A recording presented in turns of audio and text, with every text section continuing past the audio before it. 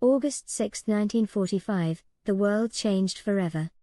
A single bomb transformed an entire city into ash, heralding an era where human ingenuity and destruction intertwined like never before. But how did we reach a point where one explosion could reshape the course of history? Who truly controls this power? And most chillingly, could it happen again? Transition to cinematic clips of mushroom clouds and war maps in this video. We'll dive into the chilling origins of nuclear weapons, the moral dilemmas they pose, and the terrifying advancements that followed. From Hiroshima and Nagasaki to modern superweapons like the B-83, we'll uncover the stories that define this apocalyptic force. Stay till the end as we explore whether nuclear weapons could paradoxically save humanity, not from war, but from cosmic disasters. Somber instrumental music. The origins of nuclear weapons trace back to a time of unparalleled conflict, World War II. Amid the chaos, a race began, one fueled by fear that Nazi Germany might develop an atomic bomb first. The Manhattan Project, America's top-secret initiative, was born. Show archival photos of J. Robert Oppenheimer and his team. At its heart was physicist J. Robert Oppenheimer, often called the father of the atomic bomb. His work symbolized the fusion of human brilliance and the capacity for unimaginable destruction. The culmination of this effort came on July 16, 1945, with the first successful detonation of a nuclear device during the Trinity test in New Mexico. The explosion marked the dawn of the nuclear age and set the stage for the devastating events that followed. Cut to animations illustrating bomb trajectories. On August 6, 1945, a B-29 bomber named Enola Gay flew over Hiroshima. Its cargo? A uranium-based bomb codenamed Little Boy. At precisely 8:15 a.m., it detonated 600 meters above the city. Blend footage of the bomb blast with animated city overlays showing the radius of destruction. The results were catastrophic, an explosion equivalent to 15,000 tons of TNT. A fireball incinerated everything within 1.6 kilometers, killing 70,000 people instantly. By the end of 1945, the death toll reached an estimated 140,000, accounting for injuries and radiation sickness. 3 days later, Nagasaki faced a similar fate. The plutonium-based bomb Fat Man was dropped, causing unparalleled destruction.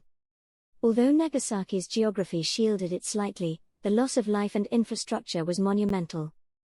Together, these bombings killed over 200,000 people and forever altered the course of warfare. Show survivor testimonies and artwork from the Hibakusha. The survivors, known as Hibakusha, lived with lifelong trauma, enduring physical scars and societal stigma. Their stories remind us of the catastrophic human toll of nuclear warfare. Transition to debates and archival footage of President Truman. The decision to use these bombs has sparked debates that endure to this day. President Harry Truman argued that the bombings were necessary to end the war swiftly and save millions of lives. Critics, however, contend that Japan was already on the verge of surrender. Some historians suggest the bombings were as much a demonstration of power to the Soviet Union as they were an effort to conclude the war. This perspective adds a layer of geopolitical complexity, raising questions about whether the bombings were acts of necessity or strategic dominance. Cinematic montage of missile launches and political standoffs. The horrors of Hiroshima and Nagasaki didn't deter nations from pursuing nuclear weapons. Instead, they spurred an arms race. The United States and the Soviet Union amassed thousands of warheads, each capable of global destruction. Visuals of duck and cover drills and nuclear shelters. This era of paranoia permeated society. Schools conducted nuclear drills, and the threat of annihilation loomed over everyday life. Yet, amid this fear, the world witnessed efforts to curb the nuclear threat, including treaties like the Non-Proliferation Treaty and arms reduction agreements. Futuristic visuals of bomb schematics. Fast forward to today, and we encounter the B-83, one of the most powerful weapons in the U.S. arsenal. With a maximum yield of 1.2 megatons of TNT, it is 80 times more destructive than the bomb dropped on Hiroshima. Animations showing the blast radius comparison between Hiroshima and the B-83. But the B-83 isn't just a weapon of destruction. Its design includes advanced safety measures, making accidental detonation nearly impossible.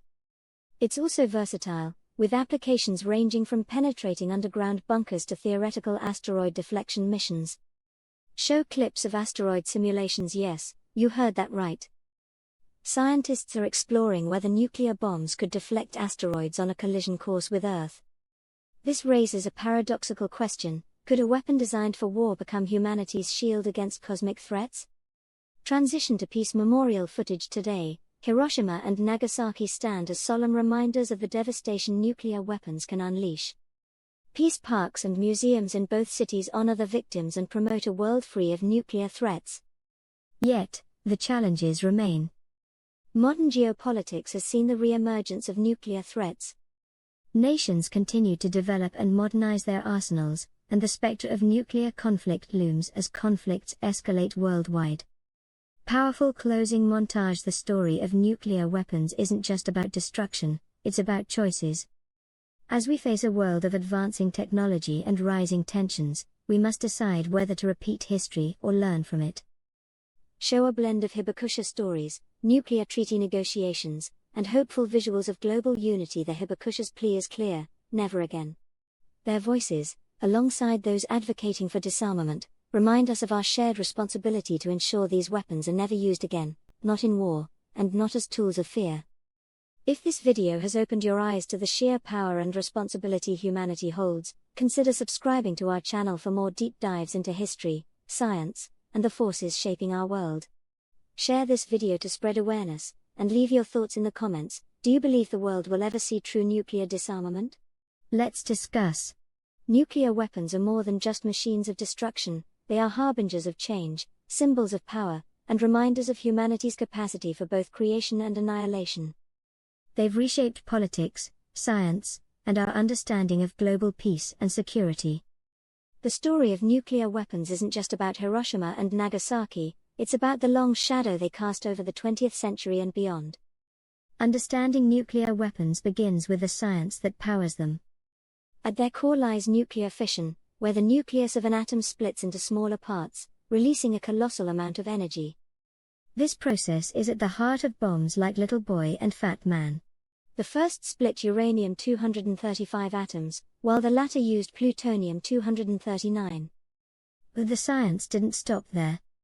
Hydrogen bombs, or thermonuclear weapons, take it a step further. These weapons use nuclear fusion, the same process that powers the sun, to unleash energy. The sheer power of hydrogen bombs dwarfs that of their fission-based predecessors. For example, the Tsar bomber, tested by the Soviet Union, had a yield of 50 megatons, over 3,000 times the power of the Hiroshima bomb. The Manhattan Project wasn't just a scientific endeavor, it was a geopolitical gamble. The United States, fearing that Nazi Germany would develop nuclear weapons first, poured resources into this secret project. Spearheaded by figures like Robert Oppenheimer and General Leslie Groves, the Manhattan Project was a colossal effort involving thousands of scientists, engineers, and workers. The project culminated in the Trinity test on July 16, 1945, in the New Mexico desert. Witnessing the explosion, Oppenheimer famously quoted the Bhagavad Gita, "Now I am become death, the destroyer of worlds." The Hibakusha, or survivors of Hiroshima and Nagasaki, provide haunting testimonies of the bombing's immediate and long-term effects. They speak of blinding flashes, intense heat, and the surreal aftermath of destruction. Many survivors suffered from severe burns, radiation sickness, and long-term health issues like cancer. Take, for example, the story of Sadako Sasaki, a young girl exposed to radiation in Hiroshima. Years later, she developed leukemia and began folding paper cranes, inspired by a Japanese legend that promised a wish granted to anyone who folded 1,000 cranes. Sadako's story became a symbol of hope and a call for peace. The bombings left an indelible mark on Japanese culture, influencing art, literature, and film. Works like Masuji Ibuse's Black Rain and the anime Grave of the Fireflies grapple with the bombing's emotional and moral weight. These cultural artifacts help us understand the profound psychological trauma inflicted by nuclear weapons. The bombings of Hiroshima and Nagasaki didn't just end World War II, they heralded the start of the nuclear age. As the United States and the Soviet Union vied for global dominance, the doctrine of mutually assured destruction, MAD, emerged. This grim strategy posited that the sheer scale of nuclear arsenals would deter both sides from initiating conflict. the world came perilously close to nuclear war during the Cuban Missile Crisis in 1962. When the US discovered Soviet missiles in Cuba, tensions escalated to a fever pitch. For 13 days, the world held its breath as leaders John F. Kennedy and Nikita Khrushchev negotiated a resolution. The crisis underscored the fragility of peace in the nuclear age. The debate over the necessity of the Hiroshima and Nagasaki bombings rages on. Proponents argue that the bombings hastened Japan's surrender, saving millions of lives that would have been lost in a prolonged war. Critics contend that Japan was already on the brink of surrender and that the bombings were unnecessary displays of power. The ethical dilemmas faced by the scientists of the Manhattan Project, particularly Oppenheimer, remain relevant today. How do we reconcile scientific progress with its potential for harm? The film Oppenheimer explores these questions, portraying the physicist as a complex figure grappling with the consequences of his work. The B-83, with its yield of 1.2 megatons, represents the pinnacle of Cold War-era nuclear technology. Its precision and safety features, such as environmental sensing devices, make it a powerful yet controversial weapon. Today's nuclear weapons are not just about destruction, they are tools of geopolitical strategy. Nations are investing in low-yield nuclear weapons, which are designed for tactical use.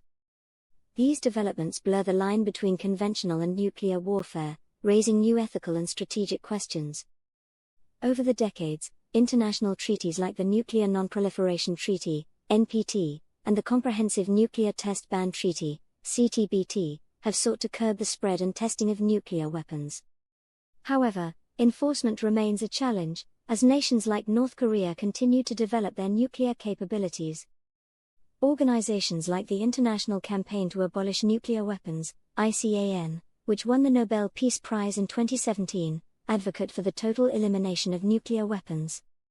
Activists argue that even the mere existence of these weapons poses an existential threat to humanity. Nuclear weapons have inspired countless works of art, from the apocalyptic imagery of Dr. Strangelove to the haunting prose of On the Beach. These works shape public perception, turning abstract concepts into tangible fears and hopes. Efforts to educate the public about nuclear risks, such as campaigns by the Bulletin of the Atomic Scientists, play a crucial role in shaping policy and promoting disarmament. The story of nuclear weapons is a story of extremes, unparalleled destruction and immense scientific achievement, moral dilemmas, and geopolitical strategy. As we move further into the 21st century, the question remains.